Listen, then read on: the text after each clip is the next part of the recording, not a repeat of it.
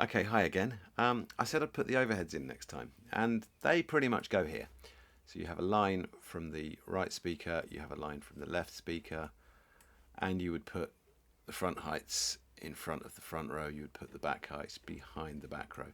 That's a little bit compromised because they're a bit close, but I've got my wall there, so I've just kind of split the difference. This is pretty good in terms of considering the entire listening area and making sure that the zones are right. You know, no one, if it's a front height, it should be in front of everyone. If it's a back height, it should be behind everyone. That's much more important actually than slavishly following angles. Zones is more important because we have a big listening area. We've got to consider all the people in it. And as you read RP22 and thoroughly digest that document, which I strongly recommend, that will sink in. I guarantee it. Zones are more important than angles. Angles only count if you're optimizing for one person, and we're not. There's a few of us. There's a family, there's friends, there's people. Excellent. However, there's a problem with this as we've done it, which is with the ceiling speakers.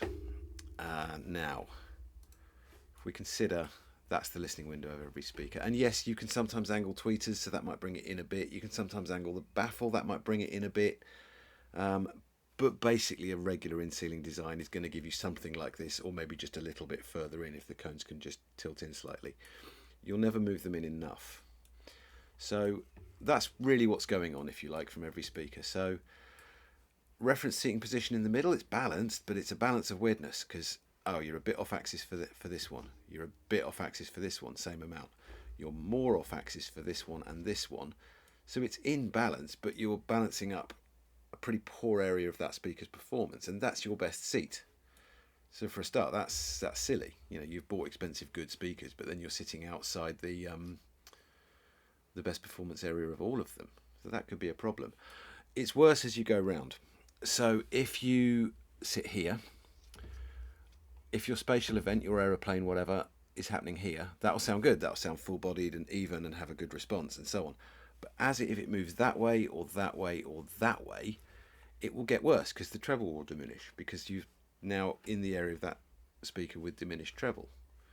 And probably the response will be lower, and definitely the response will be less even. It will be more lumpy bumpy, so it will be more problematic as you go around. So anyone sitting not in RSP or in this other back middle seat is going to get a quite weird result. That's no good. And you can't EQ for this. Because if I fix for RSP, well, I'm making it kind of worse then. That'll be too trebly because I've turned up the treble for all these speakers. Or if I try and fix for this person here from this speaker, great, but then I'm spoiling that speaker for this person. And then if I try and fix for this person from that speaker, I'm correcting one, spoiling for another. You can't really EQ for this. You can't. Because your problem is not about the room. The problem is about the fact that the speakers are all just pointing straight down. And you've kind of got incidental coverage. It would be like using downlights when you actually want to kind of light up a sculpture from several points using pointed spots. So the way I've gone about trying to make things better, for absolutely full control and a lovely predictable response, wedge speakers on the ceiling. Because then I can actually point them at the audience and I can turn them around quite a lot, and they're already pre-angled in this instance to 30 degrees. So just with them flat against the ceiling, I get this, which is loads better. Look from here, everyone's kind of in the listening window. And from my fronts at the moment, at least my front row are in the listening window, but my back row are not. Now I think I can improve on that because they come with quite a cool angle bracket. So if I was to just sharpen the angle here, so it goes from 30 to about, I don't know, 40-ish, I can do this. And now if we look at this from above again, and let's consider our aeroplane, you know, or our buzzy bee or our bird or whatever. As it moves from there to there, great. I'm within the predictable, good-sounding listening window area of every speaker at every seat.